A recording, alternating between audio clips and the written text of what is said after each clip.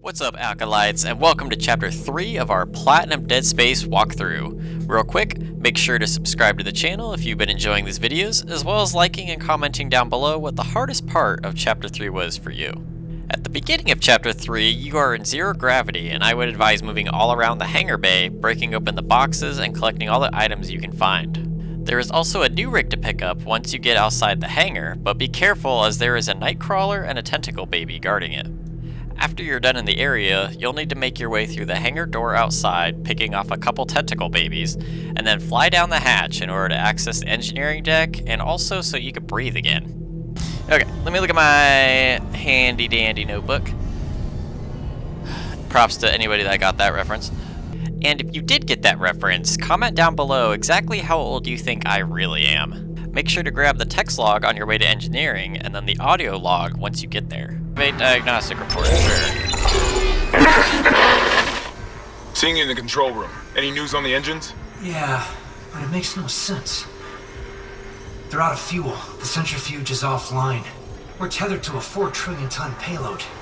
Without the engines, it's dragging us down to the planet. Can you handle it alone? Sure. Fix the centrifuge, get the fuel running, then do a full restart. But you'll need to stabilize our orbit from there. Standing by.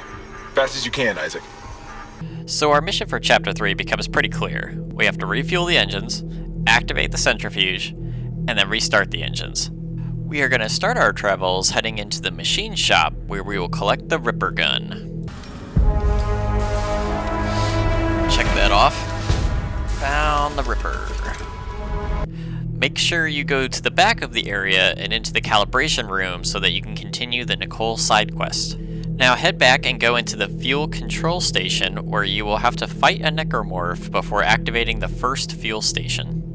After fighting a couple more necromorphs, pull over the gondola and ride it to the south side of the room. Once you're over there, take out the horde of necromorphs that show up, and then search the area for an audio log. Go up to the next level, still continuing to fight necromorphs, and grab the fuel station keycard. Take it back to the fuel management room, where you will find a node and a circuit breaker, and I also advise turning off the lights and not life support to give power to the fuel station so that you aren't rushing around the area. Make your way to the south fuel station and activate it, then go back to the gondola fighting tentacle babies and necromorphs along the way. Make your way back to the north side of the room and up to the control room, where you'll walk into one alien giving mouth-to-mouth with another alien. After destroying their love, it's time to head to the centrifuge. Take the elevator down and gather up some items and a text log before having to go through decontamination sequence. Oh sure, the last time it was decontaminating, a bunch of things fell out of the sky. Oh no. Decontamination sequence activated. Please stand by. Oh no. Oh!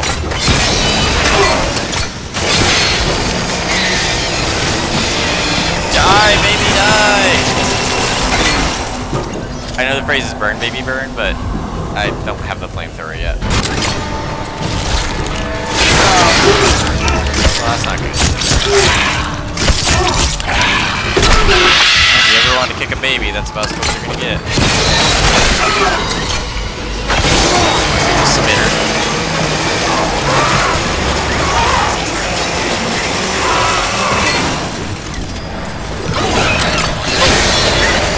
Bad dog.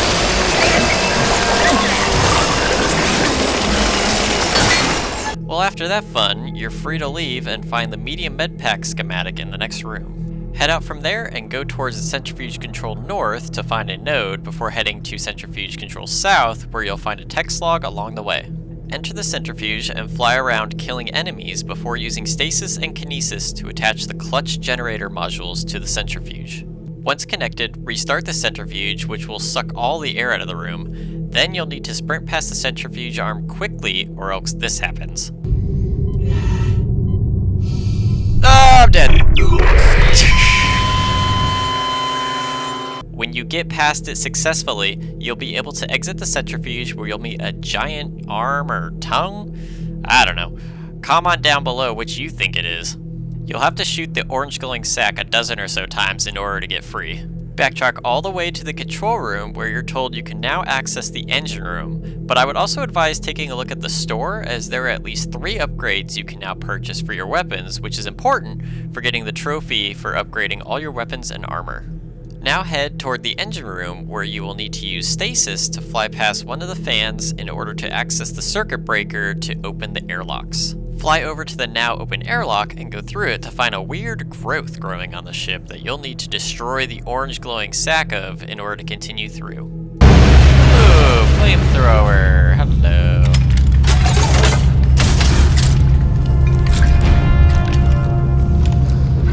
Move along through the growth until you come to this friendly face.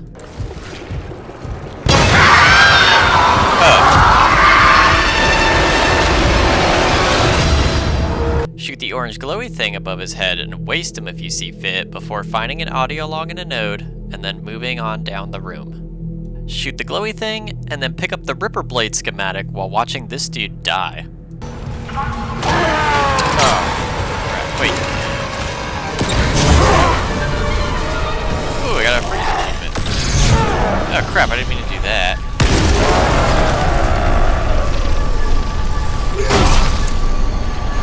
It was at this point in the game that I was able to get the freeze trophy, which is for using stasis on 50 enemies. When you get to the very bottom, you fight an enemy I like to call Big Mama, because if you shoot its belly, it unleashes a horde of little aliens.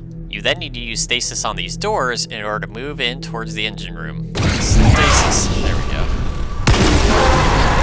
Yes! Oh, finally! It was here that I finally got the auto fire trophy for killing 30 enemies with the pulse rifle. Finally getting to the engine room presents you with a swarm of enemies you need to take care of before being able to collect a node as well as the flamethrower fuel schematic. Now grab the power cell and plug it in to start the ignition sequence, which will also spawn a ton more enemies. Using the Ripper gun as our main weapon now so we can get the next trophy, we need to rid the area of enemies before we can fire up the engines.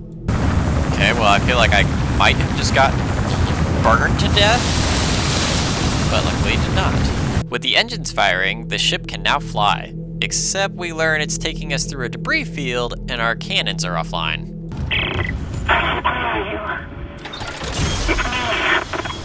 Nicole? I'm here. Nicole! Damn it! And voila! You'll get the All Systems Go trophy for completing Chapter 3. Thank you guys so much for watching this video, and don't forget to like, comment, share, subscribe, and hit the bell icon to get notified when new videos come out. I'll see you in the next one, but don't forget, the dark side of the Force is a pathway to many abilities some consider to be unnatural.